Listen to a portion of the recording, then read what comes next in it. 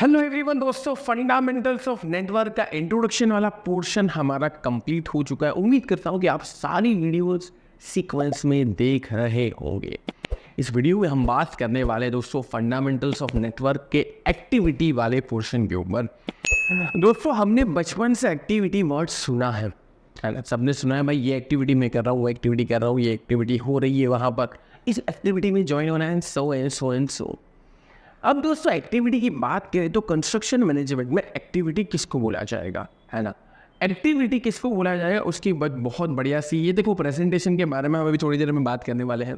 उससे पहले मैं आपको ये भी बता चुका हूँ कि हमारे जो नेटवर्क होंगे वो दो तरीके से होंगे। एक तो होंगे एक्टिविटी ऑन एरो या activity over arrow, AOA diagram, और कुछ होंगे AON activity on node, AON diagram. तो जब AOA की बारी होती है उसी की हम यहाँ पर बात करने वाले हैं। AON के बारे में अलग से चैप्टर आएगा। तो अभी जितना भी हमारा फंडामेंटल्स ऑफ नेटवर्क में डिस्कशन होगा सारा का सारा किसके ऊपर होगा? AOA एक्टिविटी ऑन एरो के ऊपर होगा। चलिए दोस्तों, बात करते हैं एक्टिविटी ऑन एरो के ऊपर। अगर डिस्कशन होगा तो फिर बात ही कर लेते हैं। तो बात करते हैं दोस्तों, तो एक्टिविटी किसको बोलते हैं पहले तो वो समझ लेते हैं, फिर ओवर एरो वाली बात तो बहुत सिंपल है। A project consist of task, A project consists of tasks, operations and processes essential for completion with each time or resource consuming element, terms and activity। चलो भाई, ये तो इंग्लिश में लिखा है भाई, लेकिन यहाँ पर दो चीज़ें बहुत इंपॉर्टेंट आ चुकी है कि प्रोजेक्ट के अंदर बहुत सारी चीज़ें हैं। ये बात तो हमने मान ली कि भाई प्रोजेक्ट के अंदर क्या है, भाई बहुत सारे टास्क है, बहुत सारा ऑपरेशन है, बहुत सारी प्रोसेसेस है। इसको समझना मैं एग्जाम्पल के साथ भी समझाऊंगा। टास्क, ऑपरेशन और क्या वर्ड था? प्रोसेसेस। लेकिन एक वर्ड लिखा है एसेंशियल के बाद कि उसको कंप्लीट करने में समय लगेगा। यानी आसान भाषा में बोले तो एक प्रोसेस में, एक कंस्ट्रक्शन प्रोसेस में, या अगर कंस्ट्रक्शन फील्ड से बिलोंग नहीं करते हो क्योंकि मैनेजमेंट सभी के लिए है, तो एक्टिविटी हर वो चीज़ को कहा जाएगा जो टाइम कंज्यूम कर रही है। बहुत इंपॉर्टेंट चीज़ है दोस्तों, उसको समझना। आगे हमारा इसके ऊपर चर्चा होगा, बहुत चर्चा होगा। आगे हमें टाइम के साथ ही बात करनी है भाई, अलग अलग तरीके के टाइम आएंगे भाई, समझे? तो टाइम जो भी कंज्यूम करता है वो एक्टिविटी है भाई। ये दिमाग में बिठा लो, जो भी टाइम कंज्यूम करता है वो एक्टिविटी है। और टाइम एक तरीके से क्या है? टाइम तो रिसोर्स है यार। टाइम तो क्या है दोस्तों? टाइम तो, समय तो रिसोर्स, लेकिन क्योंकि वो इंपॉर्टेंट रिसोर्स है तो उसको अलग से बोला। तो क्या मैं ऐसा बोल सकता हूं कि जो भी एक्टिविटी या जो भी टास्क, जो भी काम रिसोर्स कंज्यूम करता है वो एक्टिविटी है? जो भी टास्क, जो भी काम रिसोर्स कंज्यूम, क्योंकि टाइम भी तो रिसोर्स है, टाइम कंज्यूम करता है वो तो है। तो अल्टीमेटली एक एक्टिविटी किसको कहेंगे? ऐसा काम, ऐसा प्रोसेस, ऐसा ऑपरेशन, ऐसा टास्क जो समय या रिसोर्स कंज्यूम करते हो। समय या और ये जरूरी है। अगर वो नहीं करता तो उसको क्या बोलेंगे वो हम बाद में देखेंगे। अगर वो समय यानी कि टाइम कंज्यूम नहीं करता, ऐसा भी कुछ होगा, एग्जाम्पल के साथ समझाऊंगा, टेंशन मत लेना। या वो रिसोर्स कंज्यूम नहीं करता तो उसको क्या बोलेंगे वो आगे आएगा। लेकिन अभी एक्टिविटी के लिए इतना तो इम्पोर्टेंट है कि यार एक प्रोसेस में, कंस्ट्रक्शन प्रोसेस में, क्योंकि हम कंस्ट्रक्शन के पॉइंट ऑफ व्यू से बात करने वाले हैं, एक कंस्ट्रक्शन प्रोसेस में जो भी टाइम या रिसोर्सेस कंज्यूम करेगा वो क्या होगा हमारे लिए? वो होगा हमारे लिए एक्टिविटी। उसको बोलेंगे activity. Activity is a recognizable part of work project that requires time and resources। पहचानने में आए ऐसा काम होगा। क्यों पहचानने में आएगा वो पूरे प्रोसेस में? क्योंकि वो समय कंज्यूम करता है, क्योंकि वो रिसोर्स कंज्यूम करता है, और अल्टीमेटली इसका मतलब क्या हुआ पता है? वो खर्चे वाला है। क्या मतलब हुआ? वो खर्चे वाला है। लेकिन ये इनडायरेक्टली बताना चाहते हैं हम कि वो खर्चे वाला है, क्योंकि कॉस्ट की बात हम बाद में करेंगे। तो अभी तो हमारे लिए इतना समझ में आ गया कि उसमें अगर हमारा कोई समय लग रहा है या उसमें हमारे कोई रिसोर्सेस लग रहे हैं तो वो क्या है दोस्तों? वो क्या है? वो क्या है? वो क्या है? वो एक्टिविटी। तो अब आज के बाद पूरी ज़िंदगी पर आपको अगर कोई भी पूछे कि एक्टिविटी क्या है, हर वो काम जो समय और रिसोर्स कंज्यूम करता है। अब आज के बाद इसमें किसी को कुछ भी प्रॉब्लम नहीं होना चाहिए। चलो ये तो समझ में आ गया। यानी कि दोस्तों अब जब हम प्रेजेंटेशन में जाएंगे, समझना बहुत इंपॉर्टेंट है दोस्तों, ये प्रेजेंटेशन में जाएंगे तो उसको समझना। जब हम एक्टिविटी के प्रेजेंटेशन में जाएंगे, ए के अंदर activity over arrow, activity on arrow के अंदर जब मैं अगर ये बोलूँ ना, हाँ, जब मैं अगर ये बोलूँ कि ए एक एक्टिविटी है, आगे तुम ये 1 2 3 को भी समझोगे, टेंशन मत लेना। एक एरो के ऊपर एक एक्टिविटी को शो किया है, अगर मैं ये बोलूँ तो डेफिनेटली इसके साथ क्या एसोसिएट होना चाहिए? डेफिनेटली मोस्ट भी इसके साथ समय यानी कि टाइम एसोसिएट होना चाहिए। ये टाइम डेज में भी हो सकता है, ये टाइम वीक्स में भी हो सकता है। ये समय 5 दिन भी हो सकता है, 7 दिन भी हो सकता है, 5 वीक भी हो सकता है, लेकिन समय होगा। हर एक एक्टिविटी के साथ समय एसोसिएटेड होगा। और दोस्तों क्या आप ये कहना गलत होगा कि इसके साथ रुपया भी जुड़ा हुआ होगा? लेकिन ये जो रुपये वाला पार्ट है ना भाई, रुपये वाला पार्ट ये हमारे लेटर ऑन यानी बाद वाले हिस्सों की लर्निंग में आएगा। शुरुआत में क्योंकि समय में ही बहुत गहराई है, समय में ही क्या है, गहराई है, तो समय में गहराई है तो हम समय वाले पार्ट को बहुत अच्छे से समझेंगे, फिर रुपये को ऐड कर लेंगे, ठीक है। तो कहने का मतलब ये कि अगर कोई ये बोलता है, आगे हमारे पास जितना भी ऐसा आएगा एक्टिविटी वगैरह, activity A, activity C, activity D, यानी ये सबका कुछ ना कुछ समय होगा, ये सबका कुछ ना कुछ कॉस्ट होगा उसको करने का, ठीक है। चलो तो इतना दोस्तों हमें समझ में आ रहा है।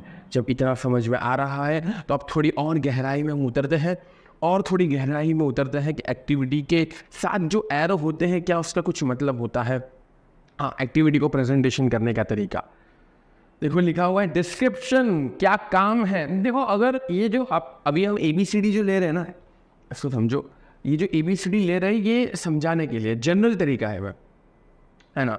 ये ABCD की जगह आप ये लिख सकते हो कि ये क्या काम है। जैसे कि फॉर एग्जांपल अगर पहला टास्क एक्सकेवेशन है तो मैं ये बोल, अच्छा एक और बात, जब नेटवर्क डायग्राम ड्रॉ करते हैं ना तो वहाँ पर हम बहुत बड़ी बड़ी प्रोसेस और बहुत लंबे लंबे काम तो नहीं लिख पाएंगे, तो हम क्या करते हैं, इसको ध्यान से देखना, हम क्या करते हैं, जैसा कि अपने ड्राइंग में कैसा होता है, जो हमारे रीडिंग ड्राइंग होता है स्ट्रक्चरल इंजीनियरिंग वगैरह के अंदर, तो उसमें C1 C2 ऐसे लिखा होता है, लेकिन फिर उसका एक डिटेल डिस्क्रिप्शन होता है ना कि C1 का मतलब ये वाली कॉलम जिसका डायमेंशन ये है, जिसमें हिस्ट्री रफ्स ये है, एंड सो वैसा ही यहाँ पर भी होता है कि भाई यहाँ पर डिस्क्रिप्शन में एक A लिख दिया ना, ठीक है, या डिस्क्रिप्शन में ABCD बहुत सारा लिखा हुआ है पूरे डायग्राम में, क्योंकि डायग्राम में सब लंबा लंबा दिखेगा तो डायग्राम गंदा हो जाएगा, प्रॉपर तरीके से समझ में नहीं आएगा। तो ए लिख दिया, फिर एक आपको अलग से शेड्यूल होगा उसका कि भाई E का मतलब क्या होता है, E का मतलब होता है एक्सकेवेशन, B का मतलब क्या होता है भाई, तो B का मतलब होता है फाउंडेशन, ठीक है। इस तरीके से पूरा लिखा होगा, तो इसका डिस्क्रिप्शन अलग से लिखा होगा। तो आप डायरेक्टली डिस्क्रिप्शन यहाँ पर भी लिख सकते हो, लेकिन वो गंदा दिखेगा, वो गंदा तो हम नहीं दिखाना चाहते भाई, है ना। तो हम क्या करेंगे, यहाँ पर ABCD लिख लेते हैं या इसका शॉर्ट फॉर्मेट लिख लेंगे, और फिर उसका डिटेल डिस्क्रिप्शन क्या होगा हमारे पास अलग से टेबुलेटेड फॉर्मेट में होगा, टेबल वाले फॉर्मेट में होगा। और नीचे क्या होगा दोस्तों, नीचे क्या होगा यार, नीचे क्या होगा, समय। फिर एक और तरीका ये भी है कि यहाँ पे आपने डिस्क्रिप्शन बता दिया, यहाँ पे समय बता दिया, है ना, कुछ इस तरीके से कि भाई एक्टिविटी ए है वो एक्सकेवेशन की है, उसका समय कितना लगने वाला है वो एक अलग से टेबल में भी होगा भाई, फिर एक ही साथ टाइम, यहाँ पर समय लिखना जरूरी है, 5 ये वो, आप वो नहीं लिखोगे 5 वीक्स या 5 डेज, वो नहीं लिखोगे तो चलेगा, क्योंकि टेबल में होगा कि 5 का मतलब क्या है, 5 से मतलब क्या है, 5 वीक है क्या, 5 दिन है, तो वहाँ पर लिखा होगा कि भाई all times are in days सारे। यहाँ पर समय इसलिए लिखना जरूरी है क्योंकि हमें क्रिटिकल पाथ फाइंड आउट करना है, जिसकी जानकारी दोस्तों आपको आगे मिलेगी। तो मैं ये बता रहा था कि डिस्क्रिप्शन ए लिख दिया और यहाँ पर मतलब एक एरो के ऊपर बहुत लिमिटेड चीज़ें लिखी होगी, फिर उन लिमिटेड चीज़ों का डिस्क्रिप्शन हमारे पास अलग से टेबल में होगा। तो ए एक्टिविटी एक्सकेवेशन को शो कर दी है, उसका समय कुछ इस तरीके से लगने वाला है, डेज में वीक में जो भी है वो, और उसका कॉस्ट कितना है वो भी बताने वाला है। और कॉस्ट में भी दोस्तों हम जब बात करेंगे ना तो आपको पता चलेगा 2 तरीके से कॉस्ट को हम डिस्क्राइब करेंगे, एक तो है नॉर्मल टाइम में वो कितना हो सकता है, और एक तो क्रैश टाइम में कितना हो सकता है। ये समझने के लिए भी दोस्तों हम कहाँ समझेंगे, क्रैशिंग ऑफ एक्टिविटी, आपने सिलेबस में देखा होगा, क्रैशिंग ऑफ एक्टिविटी वाले में हम समझेंगे 2 तरीके से टाइम, 2 तरीके से कॉस्ट हो गए, रुपये लिखे होंगे, है ना। एक तो क्रैशिंग, एक तो नॉर्मल समय में जो हमारा पैसा लग रहा है वो, और एक जो हमारा पैसा क्रैशिंग, यानी कि कम टाइम में कितना ज़्यादा पैसा देना पड़ेगा ताकि इस एक्टिविटी को जल्दी से करा पाए, तो वो क्रैशिंग टाइम, नॉर्मल टाइम। तो इस तरीके से पूरा डिस्क्रिप्शन होगा, उसकी चिंता करने की नहीं। अभी के लिए दोस्तों अगर हम बात करें तो एक डायग्राम जब भी हम प्रेजेंट करेंगे एक प्रोसेस की, कंस्ट्रक्शन प्रोसेस की, तो उसमें बहुत नीट एंड क्लीन तरीके से ये सारी चीज़ें लिखी होगी, बहुत नीट एंड क्लीन तरीके से। यहाँ पर नोड होगी, ये नोड का नंबरिंग कैसे होता है ये आगे फंडामेंटल्स के अंदर ही आगे हम सीखेंगे। ये जो एरो कहाँ करना है, कहाँ डॉटेड एरो करना है, कहाँ क्या एरो करना है, वो भी हम फंडामेंटल्स ऑफ नेटवर्क में आगे देखेंगे। और जो हमारे पास एक्टिविटी है, अभी इसको समझ रहे हैं, तो एक्टिविटी के नीचे क्या होगा भाई, हमेशा से, है ना, समय, टाइम। यहाँ पर भी क्या होगा, समय। तो एरो के ऊपर जनरली नीट एंड क्लीन बनाने के लिए हम सिर्फ और सिर्फ ABCD लिखेंगे, ABCD का डिस्क्रिप्शन होगा, और समय एक डिजिट में लिखेंगे, ठीक है। डिजिट में मतलब एक डिजिट या डबल डिजिट जो भी हो, 10 दिन हो तो फिर डबल डिजिट आपको जाना पड़ेगा। तो इस तरीके से हम क्या करेंगे, टाइम लिखेंगे। ये हमें समझ में आ गया डिस्क्रिप्शन वगैरह। Activity are denoted by an arrow. Activity कैसे है भाई, अब सबको पता चलता है, ये एरो ऊपर डिस्क्रिप्शन होगा, नीचे ये होगा। और the tail of the arrow signifies start of activity and the arrow head is termination. यानी कि कहने का मतलब है कि यहाँ पर अगर ये हेड है, हेड मतलब सिर है ना, एरो का सिर यहाँ पर है, तो ये यहाँ पर एक्टिविटी खत्म हो गई, और यहाँ से एक्टिविटी चालू। ये छोटी चीज़ें आपको बहुत यूजफुल होगी, इसको कहीं पर नोट डाउन करके रखना, ठीक है। तो स्टार्ट कहाँ से होती है, ख़त्म कहाँ होती है, बहुत सिंपल चीज़ है। चलो ये भी समझ में आ गया भाई। फिर उसके बाद क्या है हमारे पास, generally the description of the activity is written above the arrow and is study duration middle and the, ठीक है। तो ये कहते हैं कि भाई ड्यूरेशन नीचे लिखा होगा, डिस्क्रिप्शन ऊपर लिखा होगा। लेकिन दोस्तों यहाँ पर 2 सवाल है आपसे मेरे। अगर आपने फिजिक्स पढ़ा है तो आपको पता होगा भाई, एरो जो हम देते हैं ना, एरो वेक्टर क्वांटिटी, एक तो होती है स्केलर क्वांटिटीज। स्केलर क्वांटिटीज जैसे कि समय का कोई डायरेक्शन नहीं है, आप समय हर जगह, समय का कोई डायरेक्शन नहीं है, समय क्या है हर जगह। लेकिन फोर्स की बात करें तो फोर्स का डायरेक्शन होना भाई, कौन सी डायरेक्शन में फोर्स लगा हुआ है, फोर्स शुड हैव डायरेक्शन। उम्मीद करते हैं दोस्तों कि आप सीख रहे होंगे हमारे फ्री वीडियोस के माध्यम से। लेकिन अगर आपको डिटेल में सीखना है, पूरा करिकुलम डिटेल में सीखना है, अलग अलग स्किल के साथ सीखना है, एप्लीकेशन पे देखना है, PDF के साथ, और हमारी कम्युनिटी का हिस्सा बनना है, तो डेफिनेटली आप हमारे स्टोर का जरूर से हिस्सा बनिए। स्टोर का हिस्सा बनने का मतलब ये है, आप अपनी स्किल रिक्वायरमेंट के हिसाब से अलग अलग कोर्सेज में एनरोल कर सकते हो, ज्वाइन कर सकते हो, डिटेल में सीख सकते हो, और अपने आप को बहुत आगे बढ़ा सकते हो। सर्च करिए simplifiedacademy.com। आप एप्लीकेशन, एंड्रॉइड एप्लीकेशन भी डाउनलोड कर सकते हो। Download now. कौन सी गति में आप भाग रहे हो, कौन सी डायरेक्शन में वेलोसिटी। तो कहने का मतलब ये कि सर ये यहाँ पर जो एरो दर्शाया है आपने एक्टिविटी के लिए, एक्टिविटी ऑन एरो या एक्टिविटी ओवर एरो, तो क्या ये डायरेक्शन कोई वेक्टर है क्या काम का भी, क्या है ना, ये एक्चुअली एक्टिविटी क्या काम है, क्या टास्क है, क्या एक्टिविटी का कोई वेक्टर होता है क्या, इसलिए ये वेक्टर वाला सिंबल है। तो भाई ये आपका कंफ्यूजन दूर करना ही मैं चाहता हूँ। ये एरो कोई वेक्टर शो नहीं कर रहा, ये एरो प्रोसेस शो कर रहा है कि यहाँ से आप यहाँ गए। अब मैं आपको एक और चीज़ बता दूँ, आगे अभी हम एक्टिविटी पढ़ने वाले हैं, लेकिन जस्ट इसके बाद इवेंट पढ़ने वाले हैं। तो ये स्टार्टिंग इवेंट है और ये कैसी इवेंट है, फिनिशिंग इवेंट है। समझो ये क्या है दोस्तों, स्टार्टिंग इवेंट है और ये है फिनिशिंग इवेंट।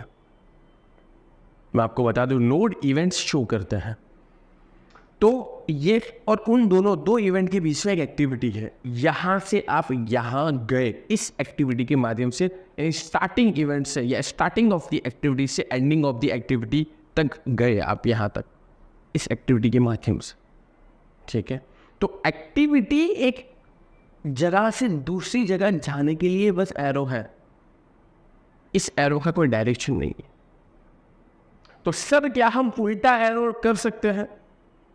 देखो ये एरो की अगर हम बात करें ना, ऐसे देखें, जो विजन आपका है उस हिसाब से देखें, तो ये क्या हुआ, ये मेरा लेफ्ट हुआ, और ये क्या हुआ, राइट हुआ। आपका भी इसी तरीके से दिख रहा होगा, left to right, left to right, हमें एरो करते हैं। और ये नेटवर्क रूल्स के अंदर मैं आपको समझाऊंगा। 12 नेटवर्क के रूल है, उसमें ये भी लिखा हुआ है लेफ्ट टू राइट करना है, राइट टू लेफ्ट नहीं करना।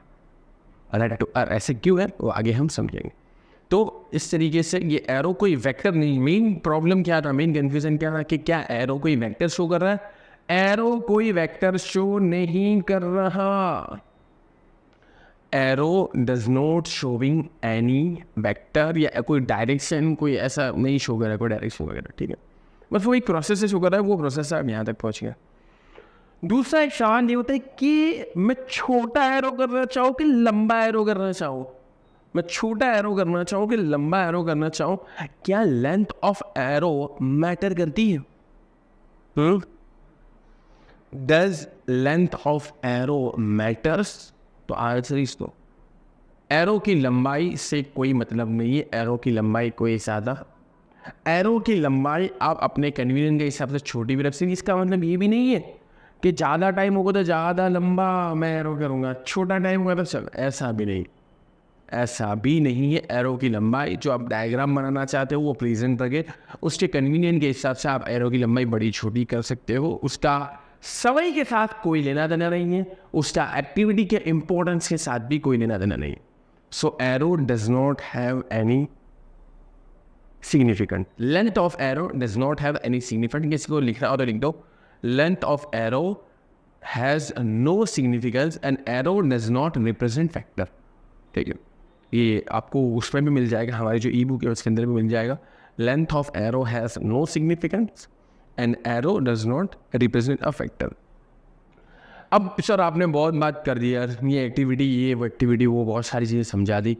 सर ये एक्टिविटी का एग्जाम्पल दो यार, मज़ा नहीं आ रही यार। अरे भाई तो बातों बातों में मैंने एग्जाम्पल दे दिया है, बातों बातों में दोस्तों मैंने एग्जाम्पल दे दिया है। एक्सटेवेशन कर रहे हो, समय लगता है, इक्विपमेंट लगता है, रिसोर्स लगते हैं कि नहीं लगते, लेबर वगैरह लगता है कि नहीं लगता। तो एक्सकेवेशन क्या हुई? एक्टिविटी। अरे भाई कॉलम में कंक्रीटिंग कर रहे हैं, उसमें कंक्रीट डालना है, जेब में से पैसा निकालना पड़ेगा तो आरएनसी वाला आएगा, या तो फिर जेब में से पैसा निकालना पड़ेगा तो लेबर पूरा कंक्रीट बनाएगा, मिक्स करेगा प्रॉपर तरीके से, और फिर पूरी प्रोसेस उसको डालेंगे और पूरा कंक्रीटिंग प्रोसेस होगा। तो पैसा भी जा रहा है, समय भी जा रहा है, रिसोर्सेज भी जा रहे हैं, तो वो एक्टिविटी है कि नहीं है? तो कंक्रीटिंग क्या है? अरे कंक्रीटिंग एक एक्टिविटी है। एक्सकेवेशन क्या है? एक एक्टिविटी है। फिनिशिंग क्या है? एक्टिविटी है। बहुत सारी एक्टिविटी होती कंस्ट्रक्शन प्रोसेस में। एक्टिविटी का फंडा आपको क्लियर हो गया हो। अब एक्टिविटी कितने टाइप की होती है? अगर हम मोटा मोटी बात करें तो एक्टिविटी हमारे पास दो तरीके से हो सकती है, और इसका ब्रीफ आइडिया मैंने आपको पहले भी दे दिया था अगर आपको याद हो तो, है ना। एक तो होती है सीरियल एक्टिविटी। सीरियल, आप सीरियल देखते हो ना? नहीं देखते? सीरियल का मतलब क्या होता है? One after another. यानी कि सीरियल का एक एपिसोड अगर फ्राइडे को आ रहा है, दूसरा एपिसोड फिर कब आएगा? सैटरडे को। फिर उसके बाद अगर संडे को छुट्टी है तो फिर मंडे को आएगा, मंडे के बाद Tuesday, Wednesday, Thursday and so on. Serial, एक के बाद एक। इसका मतलब ये हुआ, और यहाँ पर भी डिपेंडेंट इंडिपेंडेंट का कॉन्सेप्ट भी बनेगा। इसको मैं अलग से लिखवाऊंगा अभी, ये इंपॉर्टेंट पॉइंट्स मैं आपको अलग से लिखवाऊंगा अभी।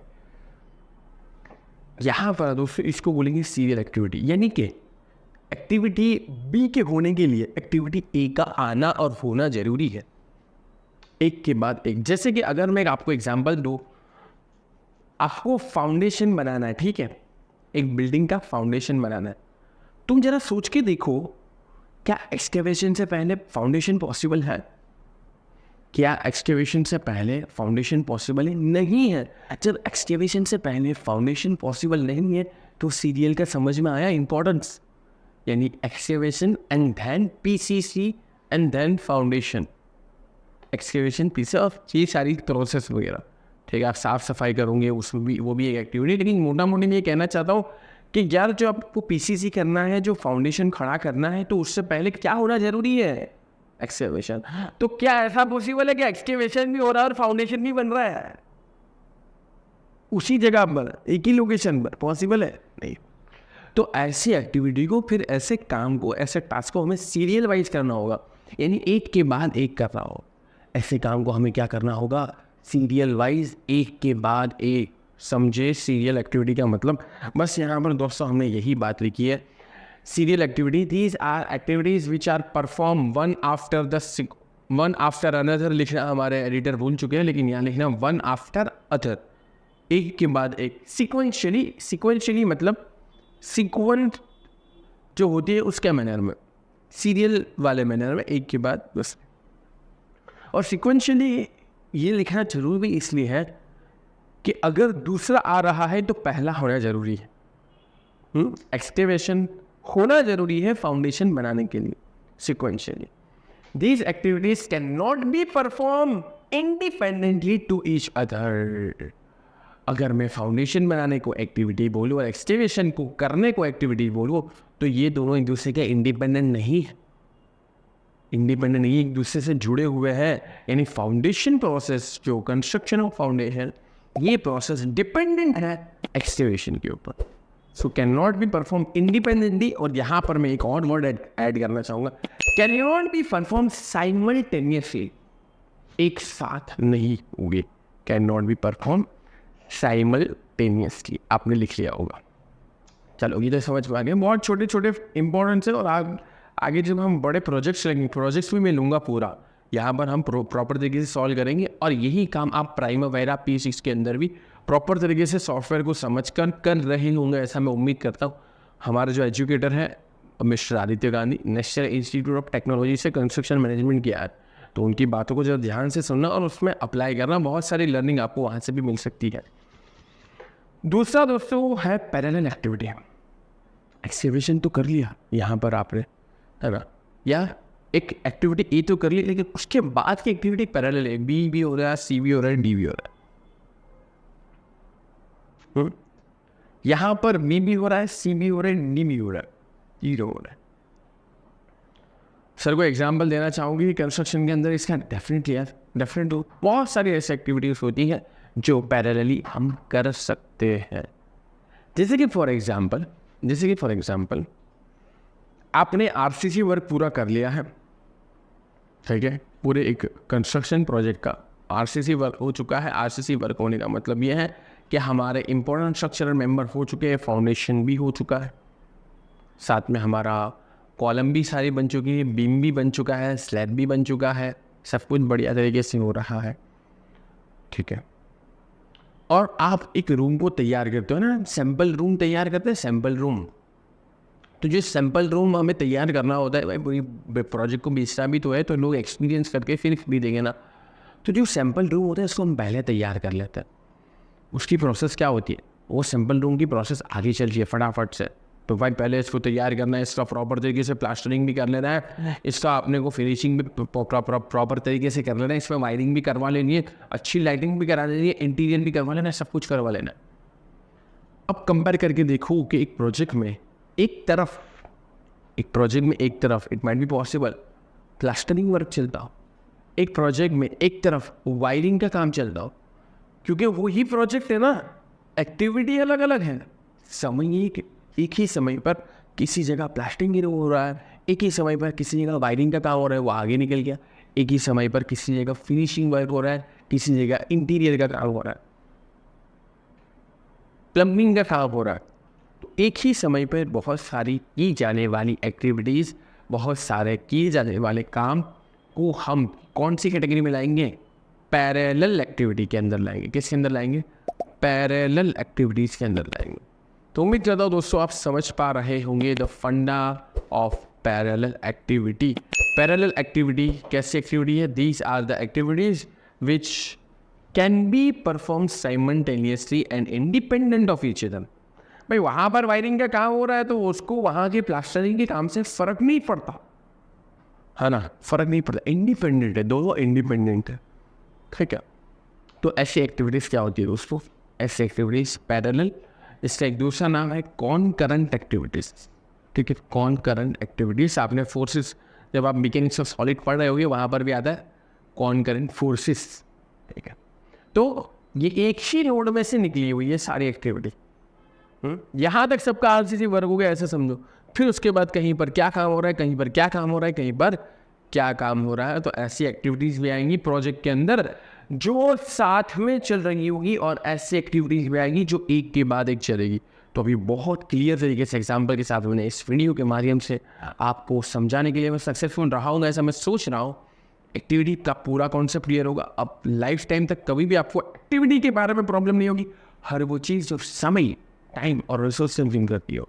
और एक्टिविटी के टाइप की बात करें तो एक तो होगी एक के बाद एक सीरियल एक्टिविटी, एक के बाद एक आने वाली, और एक होगी दोस्तों हमारे पास पैरेलल एक्टिविटी या कॉन्करेंट एक्टिविटीज। मिलते दोस्तों नेक्स्ट लेक्चर में, इवेंट को समझेंगे।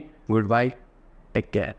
उम्मीद करते हैं दोस्तों कि आप सीख रहे होंगे हमारे फ्री वीडियोस के माध्यम से। लेकिन अगर आपको डिटेल में सीखना है, पूरा करिकुलम डिटेल में सीखना है, अलग अलग स्किल के साथ सीखना है, एप्लीकेशन पे देखना है, पीडीएफ के साथ और हमारी कम्युनिटी का हिस्सा बनना है, तो डेफिनेटली आप हमारे स्टोर का जरूर से हिस्सा बनिए। स्टोर का हिस्सा बनने का मतलब ये है आप अपनी स्किल रिक्वायरमेंट के हिसाब से अलग अलग कोर्सेज में एनरोल कर सकते हो, ज्वाइन कर सकते हो, डिटेल में सीख सकते हो और अपने आप को बहुत आगे बढ़ा सकते हो। सर्च करिए simplifiedacademy.com। आप एप्लीकेशन, एंड्रॉयड एप्लीकेशन भी डाउनलोड कर सकते हो। Download now.